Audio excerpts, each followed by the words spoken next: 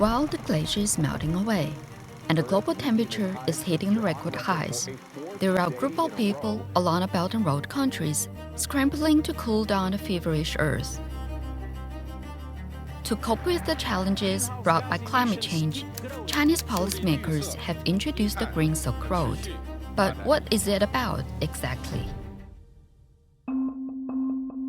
We're now in the middle of a sprawling desert, about 50 kilometers away from Abu Dhabi city center. This pristine landscape is witness to a profound energy transition from the ground up in the UAE, a country known for its rich fossil resources along the Belt and Road.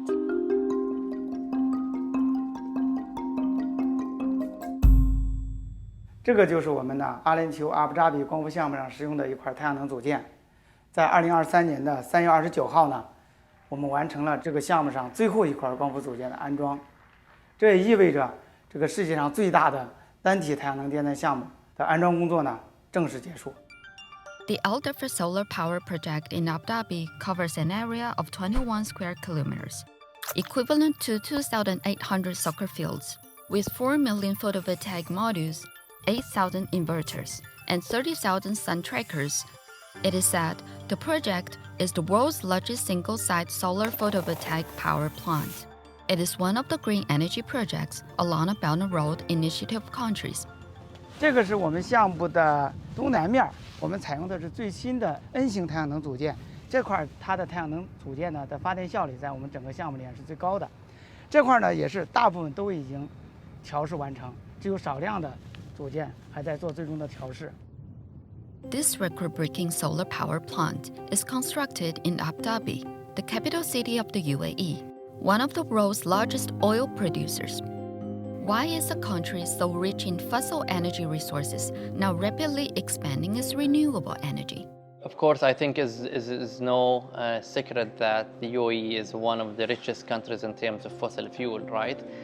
But the climate change issue is not local, it's a global issue. And we do believe that we have a responsibility to contribute with what we have done here. And so for us, decarbonization is necessity, is not luxury. It's something we committed to do. And so we are decarbonizing the value chain of all of our processes related to the energy, upstream and downstream as well. The UAE has set a goal to achieve net zero emissions by 2050. Meanwhile, on the other end of the Belt and Road, China has also begun renewable energy innovation to achieve its objectives of carbon neutrality by 2060. According to the International Energy Agency, China has become one of the world's largest and fastest growing producers of renewable energy. On the technological front, China also demonstrates an exponential growth of patents in solar PV and other low-carbon energy technology areas. With immense manufacturing skills and cutting-edge technologies, it appears to be more than a mere coincidence that one team from China was selected to be the EPC contractor of the world's largest single-site solar power plant. 这个项目采用的都是世界上最先进的技术。首先呢，我们光伏组件采用的是最新的这个 P 型和 N 型组件，转换效率呢超过22%。我们的支架是跟踪式支架，随着太阳光的方向呢会发生转动，确保最大的发电效率。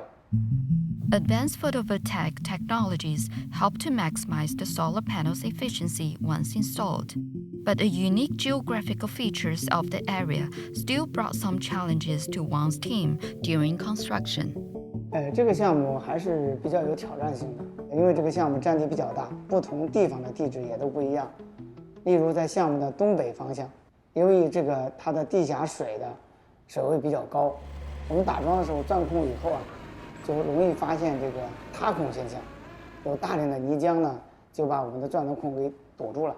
在这种情况下，我们也是费尽心思最终在我们钻完空以后呢，立即用这个塑料管呢，快速插入到孔内，确保呢这个泥浆呢不塌陷。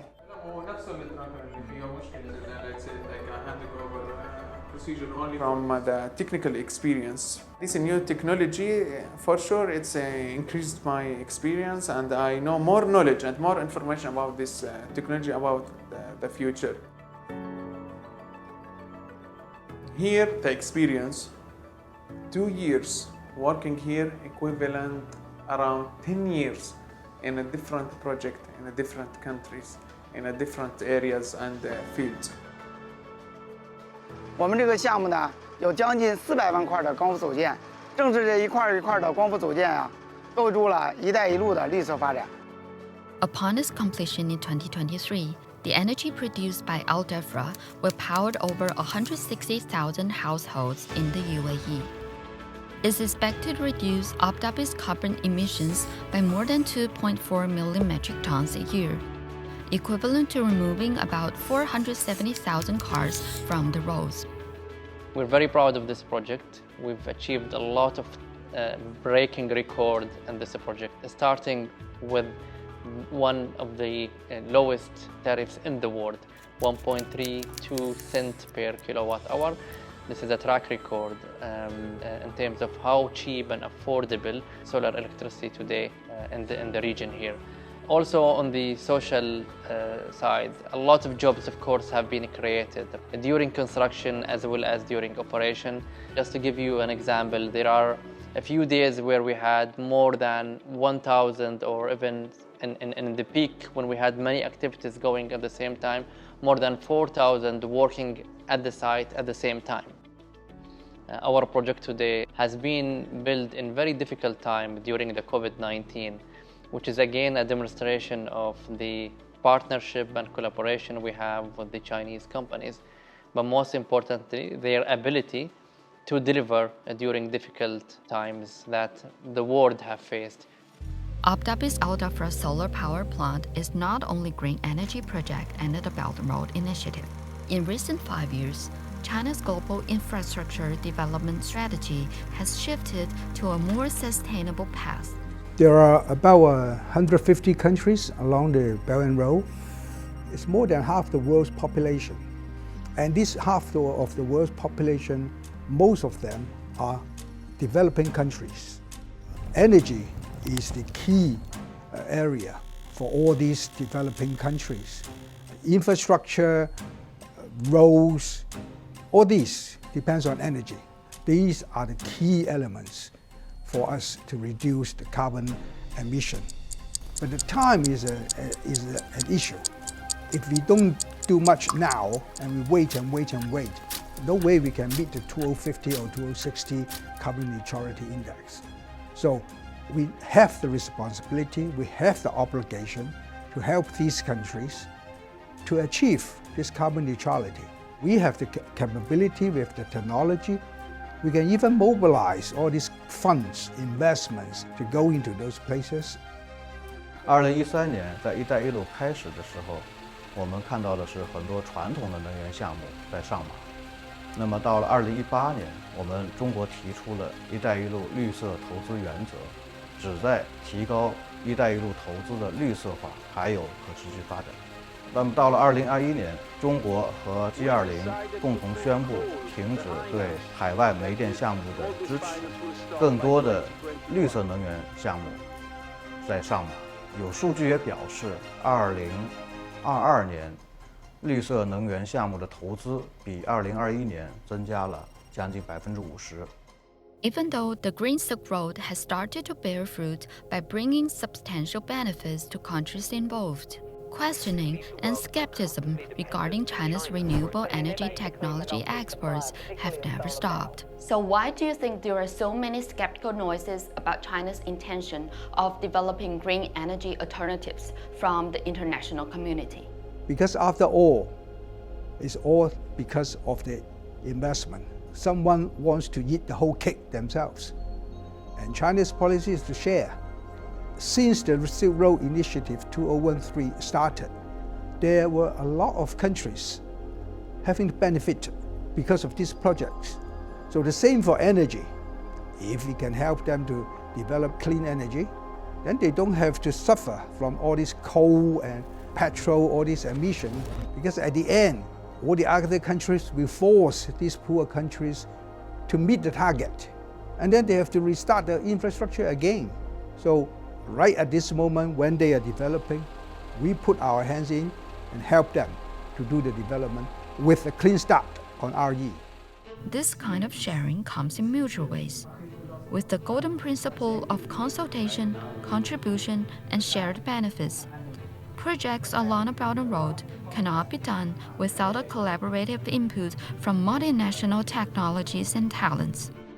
就以我们阿布扎比光伏项目为例，我们中国人确实在光伏区的设备制造方面技术上比较先进，但是我们升压站和这个400千伏的开关站，我们用了其他的国家的一些先进的设备，确实是大家的共同努力才一块成就了这个世界上最大的单地太阳能电站项目。我们这个项目吸收了超过10个国家的人员，中方人员仅仅占了20%，其他的80%来自于世界各地，包括欧洲的、中东的、印度的、巴基斯坦的、菲律宾的等10几个国家。我们是对来自世界各地的不同的管理人员呢进行充分的授权和信任，让他们在工作中呢发挥自己最大的价值。This project done by all of us, starting from the labor, ending with the owner, with all levels. Whoever put any single effort to make this happen and to achieve this target from different nationalities, from different countries, from different religions, from different thinking way, from different culture. All of this, we make it one here. And Alhamdulillah, again, we make it happen and we will make the future green and green and green all together. Our Dhafra 2000 gigawatt project is a reality. It is also a demonstration of the contribution of China and the Chinese solar manufacturing business into supporting different nations, including our nation, the UAE, in meeting our carbon neutral targets. 作为一名国际工程建设的参与者，我觉得“一带一路”绿色发展是应对气候变化的重要举措。减少碳排放是我们全人类共同的目标。我们中国人只是做了自己分内的事情，要想最终实现碳中和，需要大家一起努力。